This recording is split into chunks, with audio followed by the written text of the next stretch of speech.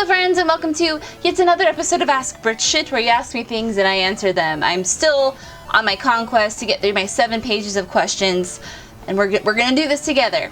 Now, if you recall, during the last episode I made, I was in the middle of talking about a new lighting setup that I have, and then my Orkin guy showed up. Thank God, because this house... Here's another little fun tidbit. The Orkin people, the pest control people, when they came to my house, was it during the summer? I think it was during last summer. I'm not even sure. They told me that this house that I'm currently residing in contained the most spiders on the outside of the house than any other house they've ever seen before. That's my house. So anyway, whenever the Orkin guy comes here, it's like the fucking Easter Bunny, and I'm ecstatic. So anyway, I was talking about my lighting situation when he showed up, and I don't know if you can tell, but I bought a new camera. It's fancier, it has better things apparently, and I'm currently working with my lighting, so you can't tell, but I have like, oh come on, show. I have a lighting tripod. God, you can't see it. Where are they? I just hid them that well. I'm gonna show you guys my lighting tripod.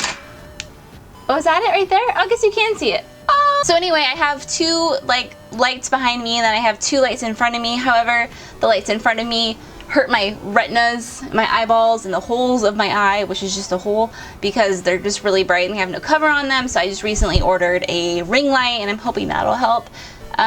Completely random. That was so random, but there you go. There's the story. Once again, I have some Gentleman Jack at my disposal, of course. Our first question of this episode comes from Reed Wintergreen. Makes me want some gum. Okay. Thoughts on Harvest Moon, Friends of Mineral Town? I have no thoughts, Reed, because I haven't played that game. That's an old one, right? Was that Game Boy Advance? I don't remember. I don't think I've played that one. That wasn't the first one. No, I haven't played that one. The one I'm thinking of is the very first Harvest Moon game, and I remember the very first Harvest Moon game on Game Boy, and I think it was awful because you couldn't... The game automatically saved. There was some weird save tweak with it. There was other reason. No festivals, was it? I don't even remember. So no. But however, if you were to ask me what my thoughts were on Story of Seasons, I made a whole video about that one. Oh, so good. It's so good. Don't get me started. Our next question comes from Kenny Croft. Any relation to Lara Croft? Kenny's question is, what is your favorite regular Nintendo game, and do you still play the regular Nintendo?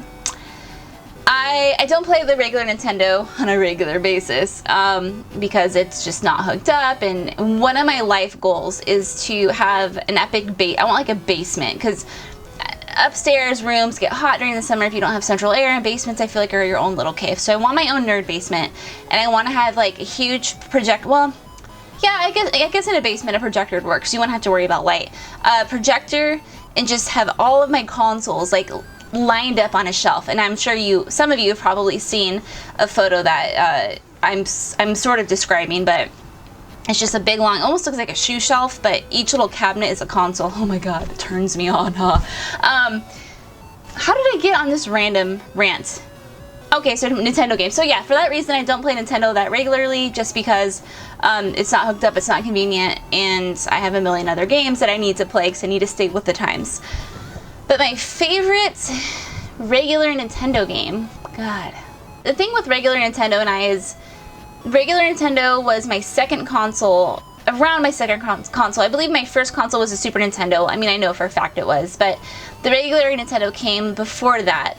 I played, and I didn't play it that much, because of then, you know, I had the Genesis and the PlayStation, and so the NES did not get a lot of love from me. And in fact, I didn't play the original Zelda until just a few years ago, I think. Yeah, until just a few years ago. That's pretty bad. I'm kind of embarrassed to admit that, in fact. I played Duck Hunt a lot with my dad. I played track and field, and I had the mat that you would like jump on, like run on it, and I thought I was getting good exercise that way, because I really was. I got a lot of exercise as a child that way. And then I played Mario, of course. So it's hard for me to pick a favorite. I would say one of those 3 were probably it. Yeah, It's not a very exciting answer, I know, I'm sorry. My hair is finally growing. It's finally growing. Grow longer, faster. It's a girl thing, it's a girl thing. You have your hair really long and then you cut it short because you're sick of it, but then as soon as you cut it, you regret your entire life.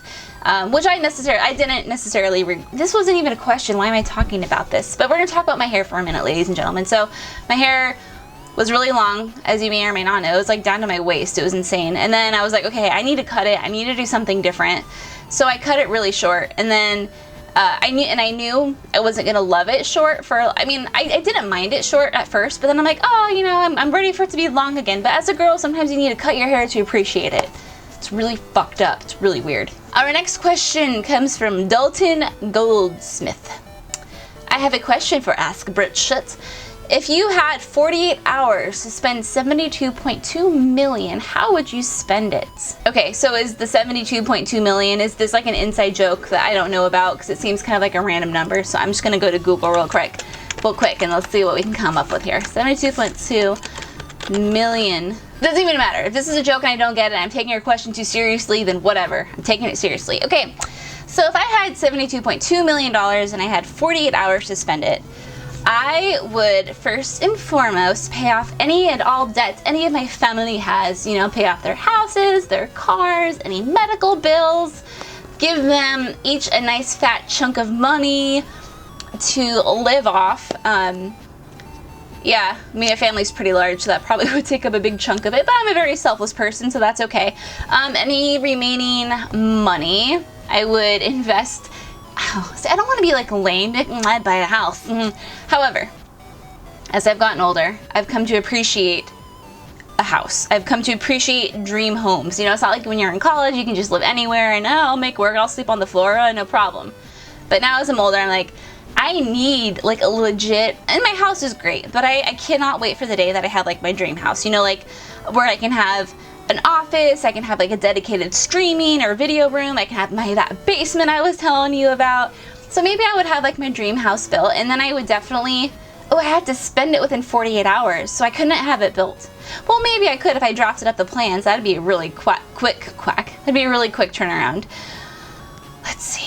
I would book a metric fuck ton of vacations. I would book all of my video game convention trips for like the next like 10,000 years, you know, E3, PAX, and I would put a big chunk of that money into my brand and advertising so more of you will know about me. Weird, I'm so weird. Maybe it's a good thing more people don't know about me. Last but not least, we have a question from Robert Butler. I may have asked this one already or read it, but whatever. If you could insert yourself at any classic Nintendo game, cameo or not, which would it be, why, and what role would you be playing? Okay, shoot, I just got done telling you guys that I'm not super familiar with classic, well, it depends, Robert Butler. Do you mean classic Nintendo game, like classic like NES game, or classic Nintendo game in general, like IPs and all that? Because if you're gonna talk classic Nintendo game, NES-wise, I don't fucking know. I mean, I don't really want to be in Mario. I mean, that would be fun, but that would be kind of like boring life. You just walk left to right and jump over shit. I don't know if I'd want to be in the original Zelda game because that game is hard and there's not a lot of stuff going on in terms of people to interact with. Dude, I just realized the shirt I'm wearing. Haha! I mean, we could all talk to that guy for a while, but he's just gonna say the same shit over and over. But that said, if I could enter myself into any classic Nintendo game ever, like across all consoles, I would have to pick Ocarina of Time for you stuffy bitches.